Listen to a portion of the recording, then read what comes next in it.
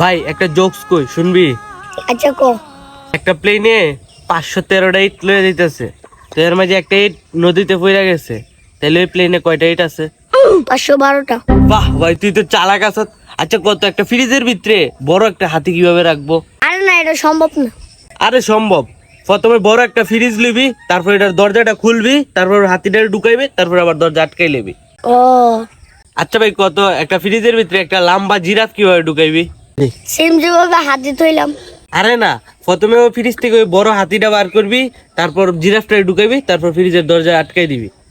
ও একটা বাঘে আফ্রিকার জঙ্গলে সব জানোয়ার ইনভাইট করছে, ইনভাইটের লগে লগে সব জানোয়াররা তার কাছে গেছে, কিন্তু একজন যায় নাই। কত ওইটা কেডা? হাতি। আরে না, জিরাফ। আরে ওই যে ফ্রিজের ভিতরে আছে না ও। একটা মেয়ে বড় একটা নদী পার হইতো, কিন্তু এই নদীতে কুমির একদম ভরপুর, কুমিরে ভরা।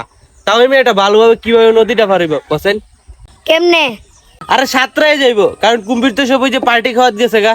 ও তারপরও ওই মেয়েটা নদীর অর্ধেক পানিতে যাইয়া মইরা গেছে, বসেন কেমনে? ডুইবা যায়া। আরে না, ওই যে প্লেন থেকে একটা ইট পড়ছে না, ওই ইটটা জায়গায় ওই মেয়েটার মাথা পড়ছে। আর